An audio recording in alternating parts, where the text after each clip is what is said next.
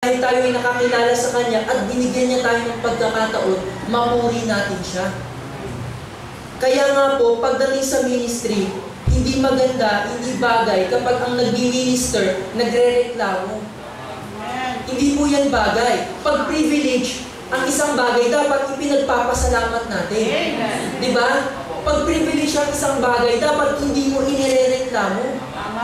Kasi pag privilege, hindi yan sakto sa pagrereklamo. Kumbaga, gamitin natin yung term, masagwa. Isipin niyo po, yung pupunta ka ng church, naka long sleeve ka, naka short ka, tapos naka black shoes ka. Ang sagwa po niyan. Nakakita na po kayo ng ganyang nag-church? Ang sagwa po niyan, mga kapatid, ganun din pagdating sa ministry. Pagdating sa ministry, hindi ako na nagre-reklamo ang minister. Dahil ang ministry, privilege yan sa harap ng Panginoon. Alam niyo po, if ministry is a privilege, tanungin natin ang sarili natin, bakit tayo magre-reklamo? If ministry is a privilege, why murmur? Diba? Meron nga akong isang kilalang mananampalataya. Every day, umuwi siya galing trabaho. At hindi nawawala sa kanyang routine na gagawin niya muna yung kanyang ministry bago siya magpahinga. Minsan, tinitipid niya na nga yung kanyang pahinga para nang magampanan yung kanyang ministry. Mga kapatid, ministry is a privilege. Amen. Kapag tinignan natin yung hirap na ginagawa natin sa ministry, talagang magre-reklamo tayo. Talagang madi-discourage tayo. Pero kung titignan natin that ministry, ibinigay sa atin ng Panginoon, malaking pribilehiyo ito, magpapasalamat po tayo dyan.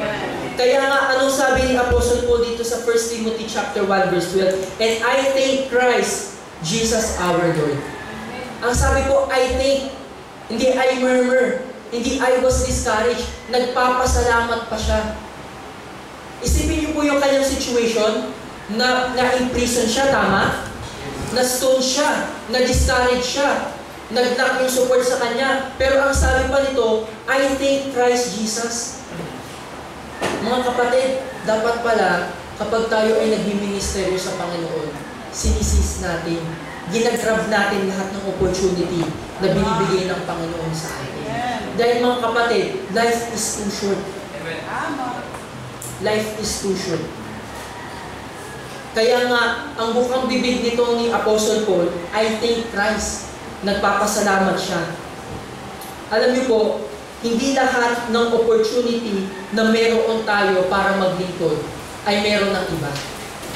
Alam niyo po, ang ministry, ang paglilingkod sa Panginoon, believers lang ang entitled dyan. Tayo lang ang may access sa ministry. Ang unbelievers walang access sa ministry.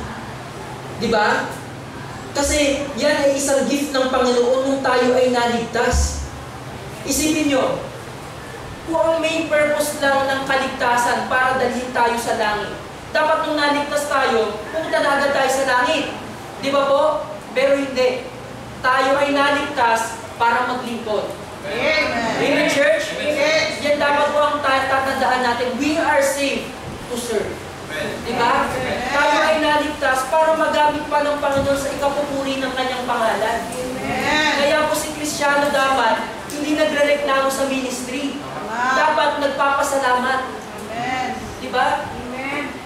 Brother Lester, kasi naman yung biyanan ko, ang hirap-hirap naman kasing ayain yan sa church. Kasi Brother Lester, ang hirap-hirap namang ayain ng mga ka-classmate ko sa church. Parang binabaliwala lang yung ginagawa ko. No! Hindi po. Dapat, habang ganyan ang nararamdaman mo, magpasalamat po tayo. Kasi we are part of the ministry. Ministry po yun eh. Diba yung nag-aakay ka ng mga kaluluwa para sa Panginoon, that is ministry. At nakikita lahat yan ng Panginoon. Hindi lahat merong opportunity na meron ka sa paglilingkod mo. Diba? Yung iba, nagre-reklamo, kasi ang hirap-hirap naman isama ng mga mahal ko sa buhay sa Panginoon eh. Magpasalamat po tayo, meron tayong mahal sa buhay. Kasi merong mga ibang mananampalataya, kahit gusto nilang isama yung mahal nila sa buhay, wala na. Diba? Wala na. Pero tayo meron pa, magpasalamat tayo sa Panginoon kasi meron tayong opportunity. Diba? Na gawin yung ating part sa ating ministry. Di ba? Alam niyo po, meron tayong iba't ibang gift na ibinigay ang Panginoon sa atin.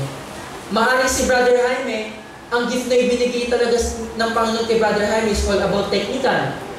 Or meron namang isang Kristiyanong ibinigay na gift ng Panginoon all about music. Or ang isa naman is, ang binigay ng Panginoon na gift is all about discipleship. Diba? Pero maaari na yung isang kasama mo sa church, maaari yung gift mo, yan talaga yung gusto niya. Pero sa'yo ibinigay ng Panginoon. Diba? Yung isang maaari kasama mo sa church, gusto talaga niyang mag-special number. Kaso nga lang ang kanyang boses, hindi gaano maganda. Diba? Kapag kumanta, parang galing sa ilalim ng lupa. Diba? May narinig na po ba kayong ganyan? Pero salamat at meron kang ganyang gift na binigay ang Panginoon. Diba po? At nasasayang yung ganong klase ng gift kung hindi natin ipapagamit sa Panginoon. Diba? Meron kang mga mananampalataya, late na silang nakakilala sa Panginoon in their older stage. Kung kailan gusto nilang mag-preach, kung kailan gusto nilang magpaawit, hindi na nila kayang magpaawit. Bakit? Kasi wala na sa kanila yung lakas. Mga kabataan, nasa atin pa yung lakas. Kaya tayo magpagamit sa Panginoon. Diba? Mga nanay, mga tatay, nasa atin pa yung lakas para magpagamit sa Panginoon. Magpagamit na tayo sa Kanya habang meron pa tayong lakas. Diba? Meron ng ibang churches, ang kanilang mga members, merong mga bulag, merong mga may kapansanan, pero hadlang ba yun para maglingkod sila sa Panginoon? Hindi po. Tayo, kumpleto tayo. From A to Z. Kumpleto tayo. Meron tayong kakayanan para maglingkod sa Panginoon. Diba? Pero nagre-reklamo tayo. Mga kapatid, sa ministry, dapat matuto tayong magpasalamat. Amen po? Amen. Ang kailangan lang natin pagdating sa ministry, appreciation. Appreciation. Kaya nga po, titingnan natin yung buhay ni Apostle Paul, hindi pwede sa kanya yung offend. Hindi pwede yan kay Apostle Paul. Kasi mas malala pa at mas matindi pa yung napagdaanan niya sa ministry. Diba? Napagdaanan niya nga yung binato siya para sa pangalan ng Panginoon. Pero ang sabi niya, rejoice in the Lord always. And again, I say rejoice. Ganyan ba tayo pagdating sa ating ministry? Mga kapatid, dapat ganyan tayo pagdating sa ating ministry. We are thankful na tayo ay ginagamit ng Panginoon para mapuri ang Kanyang pangalan. Amen. Diba? Natatandaan niyo po yung kasama ng Panginoon doon sa krus? Diba? Sabi niya, Panginoon, isama mo ko kapag ikaw ay naghahari na. At agad siyang namatay. Mga kapatid, yun nga ang nakakalungkot Nung nakakilala siya sa Panginoon, wala na siyang pagkakataon para mag-ministry sa Panginoon. Pero mga kapatid tayo, we have enough time para mag-ministry sa Panginoon. Diba? Andiyan pa po kayo, church? Amen. Kaya ministry is a blessing. Ministry is a privilege. Hanggat merong binibigay na grace ang Panginoon, may binibigay na lakas ang Panginoon, magpagamit tayo sa ministry. Andiyan pa po kayo? Amen. Amen. Alam niyo po mga kapatid, ang halaga ng isang ministry ay nasa taong tumitingin ito. Maraming mga mananampalataya, para sa kanila, ang ministry nila hindi ganong importante. At para sa kanila, ang ministry nila ay mababaw lang. Alam niyo po mga kapatid, para sa Panginoon, walang ministry na maliit. Whether tayo ay nagpupunas ng upuan o naglilinis tayo ng church, ministry yan para sa Panginoon. At yan para sa Panginoon ay mahalagang paglilingkod. Di ba po? Isipin nyo, kahit anong ganda ng naging special number dito, kung pag-upo niya, puro alikabot dyan sa upuan. Eh di ang pangit, di ba? Di magandang tingnan. Kaya bawat ministry at pinaglilingkod natin sa Panginoon, may kabuluhan. Meron pong sense yan. At meron po yung bigat para sa Panginoon. Para sa Panginoon, walang ministry na maliit. Dahil ang ministry, nasa taong tumitingin. Di ba? Naalala niyo po yung kwento ng isang tao na binigyan ng gem or ng bato? Di ba? Naalala niyo po yung merong isang tao, binigyan siya ng gem, ng isang bato, sabi sa kanya, itong gem na to, ipinagkakatiwala ko sa iyo.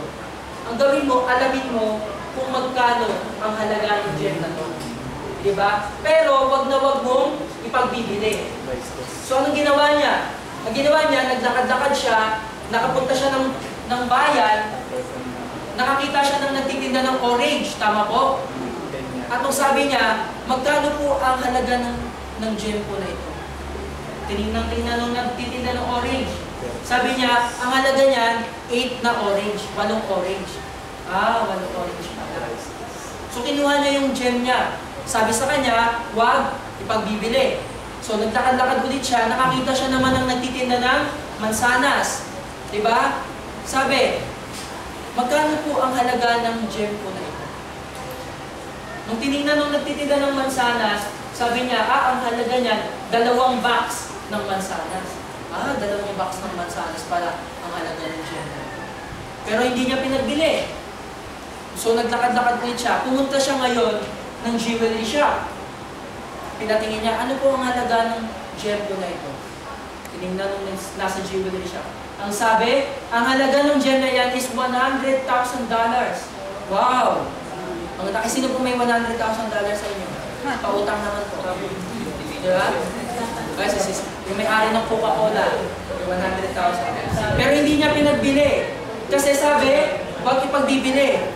So naglakad-lakad ulit siya, nakakita siya ng isang gem shop talaga. Nung pinakita niya yun sa may-ari ng gem store, anong sabi sa kanya? Ang gem na ito ay priceless. Mga kapatid, every ministry na ipinagagamit natin sa Panginoon, priceless ang halaga. At ang bawat ministry na ginagawa natin, yan ay nasa bawat tao na tumitingin. Pero sa harap ng Panginoon, lahat ng ministry mahalaga. It's either nagwawalis ka dyan, nagsosong lead ka, nagtuturo ka ng mga bata, nag-aakay ka ng mga bisita, nag-a-assist ka sa iyong pastor, lahat yan ay ministry mahalaga sa Panginoon. Amen.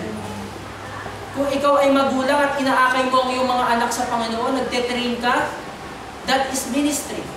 Amen. At yan po ay mahalaga sa harap ng Panginoon. Amen. Diba?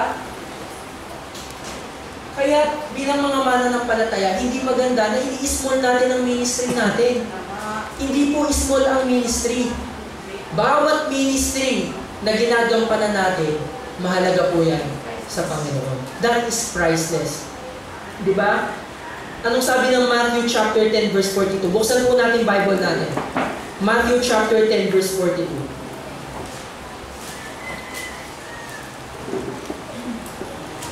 Matthew chapter 10 verse 42.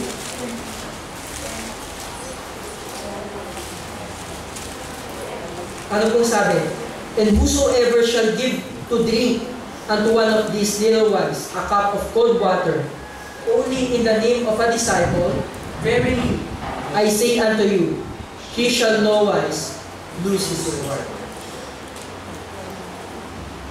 Mga kapatid, ang binigay na example ng Bible is very basic. Pag may pumuntang bisita sa inyo, that is very basic na ibibigay natin sa bisita natin. Diba? Yun po yung isa sa basic na ibibigay natin. Water, tubig. Diba? Pero para sa Panginoon pala, kahit isang cup ng water ay may halaga. Sabi ng Bible, he shall in no wise lose his reward. Mga kapatid, bawat paglilingkod natin sa Panginoon, merong halaga sa Panginoon. Meron niyang reward. Diba?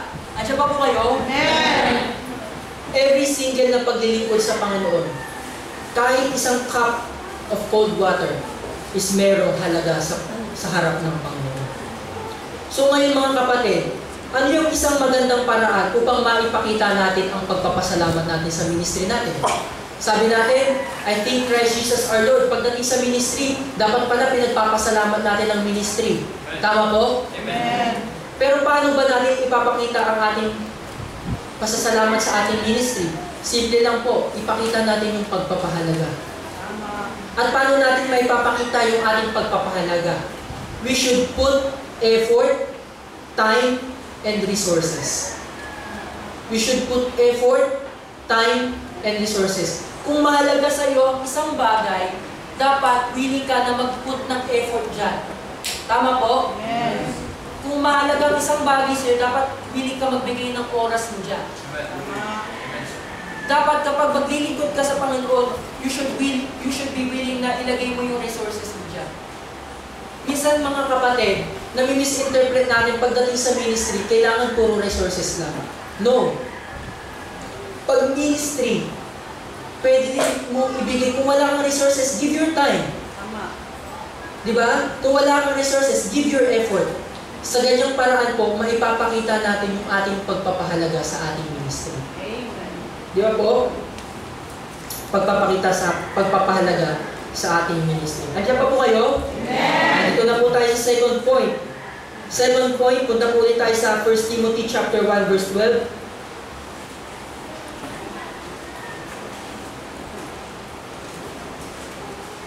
1 Timothy chapter 1 verse 12. Ano pong sabi? And I thank Christ Jesus our Lord. Second point is, who hath enabled me? Diba? Mga kapatid, tanong ko po sa inyo, kung magpapagamot po kayo, kasi syempre papagamot kasi may sakit, diba? Kung magpapagamot po kayo, saan po kayo magpapagamot? Sa tubero o sa doktor? Hindi po ba pwede sa tubero? Hindi. Pwede din naman. Diba? Pero, parang hindi pa rin eh. Kasi, alam mo sa sarili mo na ang may kakayanan para pagalingin ka, isang doktor. Bakit? Kasi alam mo yung ability ng isang doktor. Mga kapatid, yung ability nagbibigay yan ng confidence. Tama po? At alam niyo po, sa ministry, kailangan able ang mag-minister. Diba? Tayo nga po kung pipili tayo ng gagamot sa atin, mas gusto natin yung merong sapat na kakayanan. Ganun din naman mga kapatid ang Panginoon. Kung pipili ang Panginoon ng minister,